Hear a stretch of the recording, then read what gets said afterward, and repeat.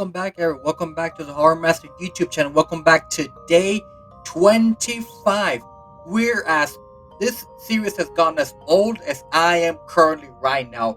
Jesus fucking Christ, man. 25 days. And it's crazy to think I've become throughout this entire series and not gone completely nuts, or my sanity has way gone downhill from since episode 1. But regardless, 25 days, guys. We're almost, unfortunately, to the end of Halloween. We're almost to the very end, unfortunately. But you know what? We're still gonna keep going through this series until the very last day of October. So we still have a couple of videos left for you guys. If you have not yet to see the rest of the entire series, I suggest you all to go watch the previous videos. I'll put something, probably something around somewhere maybe here or there, depending on how my editing works. But regardless, episode number 25, we're going to be tackling the Ring franchise. Now, I want to preface something. While I was doing originally this ranking model, the list of movies that I was gonna do. Originally, The Ring almost didn't make the cut because honestly, The Ring is one of those franchises that has so many iterations of the films, from the American films, the Japanese films, even the Korean films, which I've seen a couple of those films and they're quite in something interesting. But for the purpose of this video, I'm only going to be focusing on the American side of the films. I could have easily put, the Japanese films as well, and probably every single one of those films would have been better than the American films. But to me personally, I'm gonna be tagging to the American films since the American films were the ones that got me into the franchise, being that I'm American, Mexican American, to be more precisely. So I'm gonna be tagging for the American films because if we would have gone with the Japanese and the Korean films, it would have been a bigger hell than I did with the Puppet Master franchise, Ring Friday the 13th franchise. It would have been so much that I think my brain would have literally exploded on camera. So for keeping my own sanity, for the amount of sanity I still have in my brain, I'm only going to be talking about the American films of the Ring franchise. If you want me to do a more deep dive into this franchise and go into the Japanese and Korean movies as well, plus the Americans are doing like an entire spectrum. Then, no pun intended, I didn't mean to do this. It just kind of went that way. Let me know down in the comments and let me see if you guys want me to do that. But regardless, like I said before, let's get into the ranking of the Ring American films.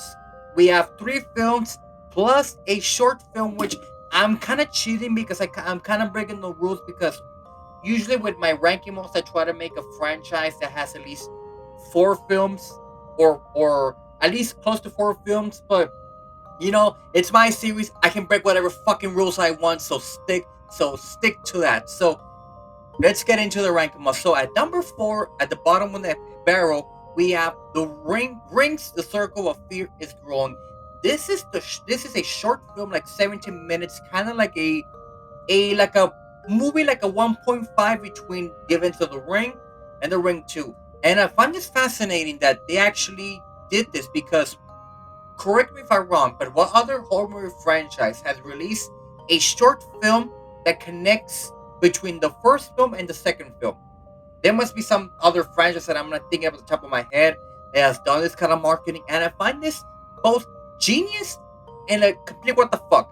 Genius because I've never seen a film franchise do this before when they release like a mini movie to kind of connect the movies of part 1 and part 2.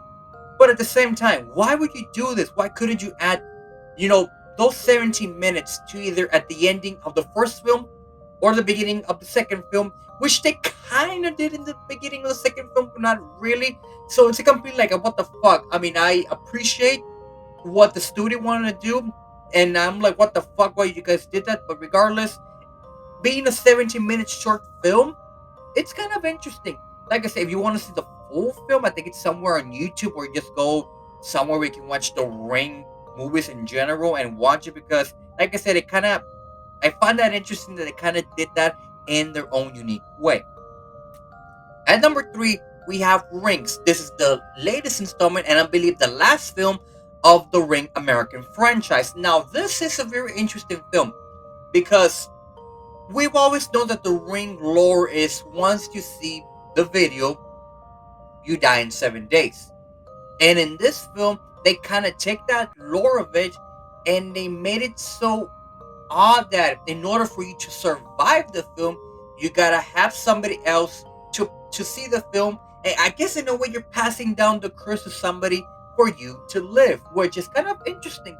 That little thing of the Rings lore was very interesting. That I give them props for that. But again, why did they decide to put that kind of lore into the film when you had already the entire franchise from the American and the Japanese side of the film late in this installment? Why couldn't they just do that at the beginning of the Japanese films, or maybe something leading up to it at the end of maybe The Rings 2 or something? So I don't know why they decided to do that. But like I said, I gave them props for that. The film as a whole, pretty interesting film. Like if you've never seen the Ring franchise, and if you're a newer fan, like somebody wasn't born or even wasn't or didn't have the chance to see the Ring, the original two Ring films in theaters, and you want to see a Ring film in the franchise, I believe this was a great film for a newer fan to go into the franchise again, go deep into the franchise. So for those reasons, Rings ranks at my number 3. At number 2, we have The Ring 2. Of course, this is the continuation, of course, the Ring, the American Ring. And again, what The Ring did, the original film, and in The Ring 2, getting following up to that, it went more crazier, kind of explained more of the story and all that. Of course, the ending, it's one of those endings that, like, I'm not your fucking mommy. I'm like, oh, what the hell was that? Of course, th- they take a bit more bold statements in the Ring 2. I remember maybe I was like maybe 16 at the time, maybe 17 at the time when I was watching The Ring 2, because I was always a fan of the first Ring, which we're talking about just in a bit. But The Ring 2 was kind of an odd movie to me at first. It wasn't until years went by I started watching the film more religiously, or that's even the perfect way I can say it. But I started to see the film more often, and I felt that The Ring 2 kind of is a grower. There's some films that you can kind of tell they're growers to a certain fan a certain fan point, but The Ring 2, I mean, it's an okay film. It's a film that I like it because it continues the story, and then, like I said, with the Rings, the Circle of Fear is growing. Kind of the little transition between part one and part two. It kind of helps the story develop a bit more. But like I mentioned before, why couldn't the studio add that 17-minute short film to the end of part one, or at the beginning of part two, and just make more sense? I don't know. But regardless, The Ring 2 ranks respectively at my number 2. And of course, at number 1, we have The Ring. This is, of course, a remake of the original Japanese version, which, if I would have put in the entire Japanese franchise in this rank them all, the Japanese Ring, or Juto, or Jingos, I forgot the name of it, would have easily been at number 1, to be honest. Because what the original Ring, the Japanese version, did, it was something unique, and something about Japanese horror brings a sense of gore, but beauty in a way. If you can understand it, kind of like almost like a movie like Suspiria, bring the beautiness of horror into different colors. So for those reasons, the original Ring Japanese version was a very outstanding film that, of course, a lot of American horror fans back in the 2000s never got the chance to see The Ring until years later. So of course they made the American version of The Ring a different, almost different to the Japanese Ring, but it kind of kept the same spirit of The Ring. And again, the effects of The Ring in the 2000s, it was something unique, because in the 2000s there wasn't really that much big of horror crave, as if I can say so myself. But when The Ring came out, it was something unique. It was something odd. I mean, when the fuck did you ever saw a fucking spirit coming out of a TV? Then again, there's the Portuguese in a way, but when it's coming from the TV in your fucking living room and fucking killing you with your last gasp of breath, just and of course the infamous 7 days. You were like, 7 days of what? 7 days of what?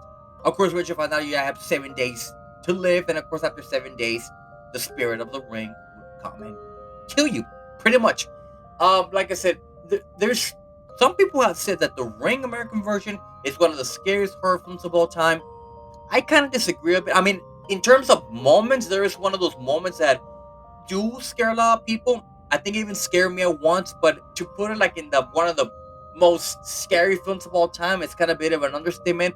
Maybe who put it one of the greatest horror films of all time. Well, not even maybe top 100, maybe. But for that, if I want to, in terms of the Ring franchise, like I said, the Japanese Rings probably will rank a bit higher than the American version of the Ring.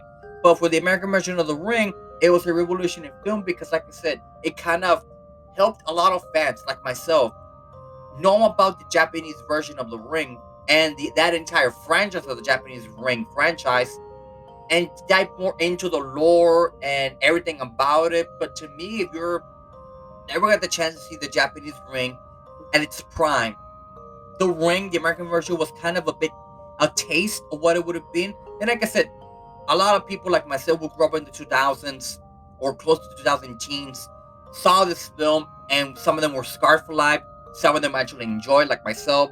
Some of them never seen the film, which is a shame. Nobody has seen the film because it's a really amazing film. And again, the effects of the time, the CGI was kind of hasn't aged. I mean, it's still. I mean, it looks like it was ahead of its time, if I can kind of explain myself. But regardless, The Ring, the first film, the American version, is respectively at my number one.